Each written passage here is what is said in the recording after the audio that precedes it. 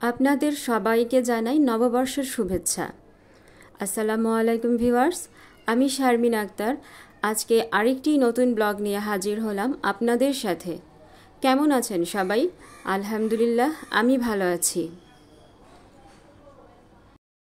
তো নববর্ষের দিন আমরা কি করেছি সব আপনাদের সাথে শেয়ার করব। এই পর্যন্ত আমার সাথেই থাকুন। আর আমার ভিডিওটি ভালো লাগলে অবশ্যই আমার চ্যানেলটিতে লাইক, কমেন্ট, শেয়ার করে পাশে থাকবেন এবং আমার চ্যানেলটি সাবস্ক্রাইব করবেন। তো সকাল সকাল উঠেই আমি গাছে আগে পানি দিয়ে নিয়েছি, ফুল গাছে।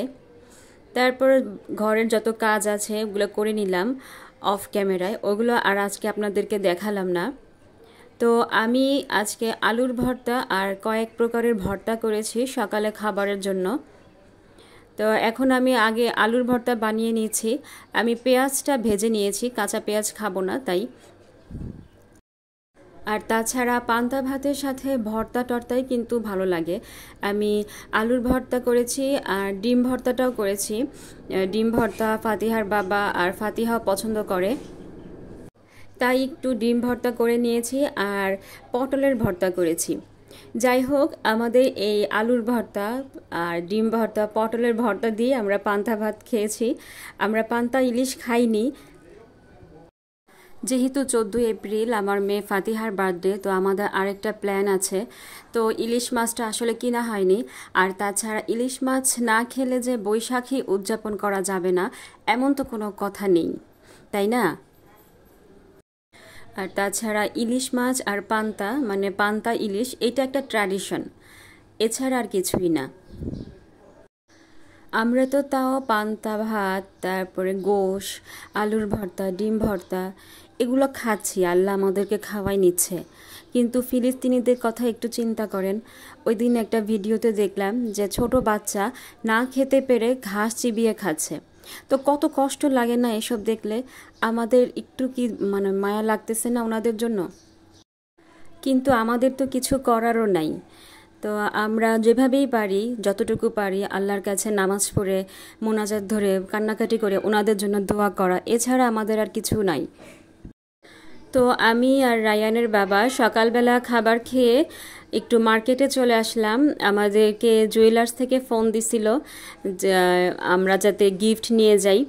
তো ওনার কাছ থেকে আমরা সবসময়ই কেনাকাটা করি, টুকিটাকি যতটুকু স্বর্ণই বানিয়েছি ওনার কাছ থেকেই নিয়েছি।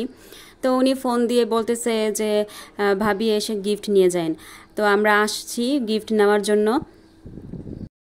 তো আমরা বেশি লেট করি নাই, ওনারা আগে থেকেই প্যাকেটিং করে রাখছিল। আমরা আসার সাথে সাথেই আমাদেরকে হাতে ধরাই দিছে গিফটের প্যাকেট। তো এখন দেখি আমাদেরকে কি গিফট দিছে। রায়ান আর ফাতিহার জন্য 2টা কোক পাঠাই দিছে উনি পার্সোনালি, আর একটা ক্যালেন্ডার দিছে। তো এই ক্যালেন্ডারটা অবশ্য আমি আমার আম্মাকে দিয়ে দিছি। আমার অনেক ক্যালেন্ডার আছে, আম্মা নিয়ে যাবে বলছিল, তো আম্মাকে বলছি তুমি নিয়ে যাও। ক্যালেন্ডারটা অনেক সুন্দর।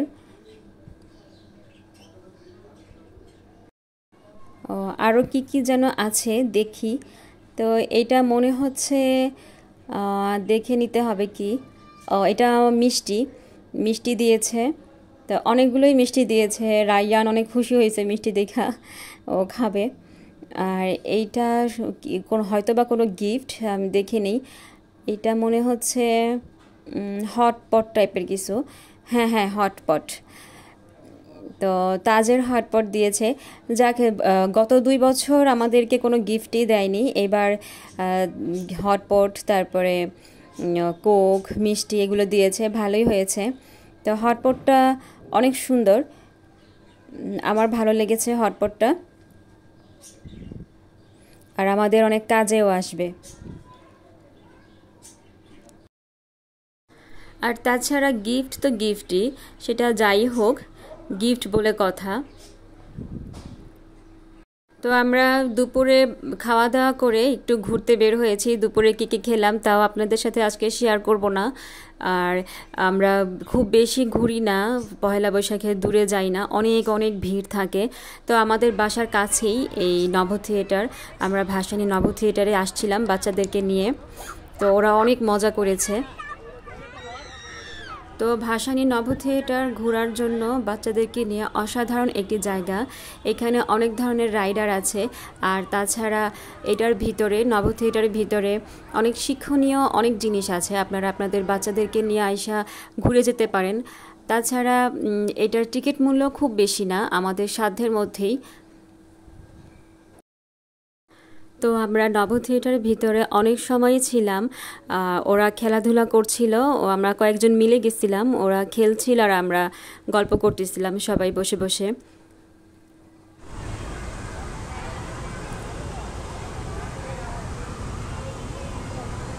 তো প্রায় যখন বিকেল বিকেল আমরা বের হয়ে এসেছি, বের হয়ে আমরা বেলপুরি খাইছি, অন্য আর কোনো খাবার খাইনি। আমরা আমাদের কাজিনের বাসায় যাব, ওইখানে একটু আড্ডা মেরে তারপরে আসব। তো আমরা সবাই মিলেই খাওয়া দাওয়া করলাম, আমি, আমার বোন, তারপরে বোনের হাজবেন্ড, সবাই মিলেই একটু খাওয়া দাওয়া করেছি। তো ভাবছিলাম যে এখান থেকেই আমি চাচাতো বোনের বাসায় যাব, তা আর যাওয়া হয় নাই। হঠাৎ করে রায়ান কেমন যেন একটু অসুস্থ অসুস্থ হয়ে গেছে। তো বাসায় চলে আসছি, বাসায় আসার পরে ও রায়ানকে ঘুম পাড়ায় তারপরে আসছি আমার কাজিনের বাসায়।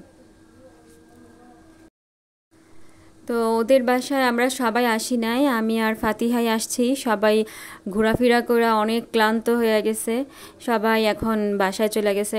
আমরা দুজনেই একটু আসছি ওদের সাথে দেখা করতে। তো ও আমাদের জন্য একটু হালকা পাতলা নাস্তা বানাইছে, তৈরি করছে, ওগুলো খেতে দিচ্ছে আমাদেরকে। আমরা ওইগুলা খাওয়া দাওয়া করে একটু রেস্ট নিয়ে তারপরে বাসায় চলে আসছিলাম। কি করো তাই এবার? গাড়ি চালাও?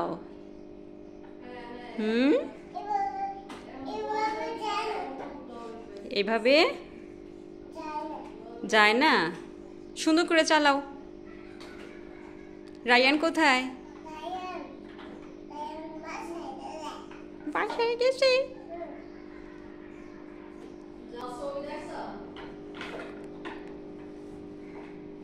রায়ান কোথায়?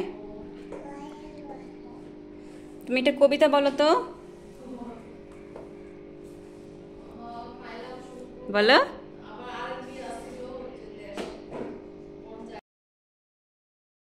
তো ও হচ্ছে আমার চাচাতো বোনের মেয়ে, অনেক পাকা পাকা কথা বলে, একদম একটা পাকনা বুড়ি। তো আজকে আর ভিডিও বাড়াবো না। আমার ভিডিওটি ভালো লেগে থাকলে আমার সাথেই থাকবেন, আর আপনারাও ভালো থাকবেন, সুস্থ থাকবেন, আমার জন্য দোয়া করবেন, আর পরবর্তী ভিডিও দেখার জন্য আমার সাথেই থাকবেন। আল্লাহ হাফিজ, আসসালামু আলাইকুম।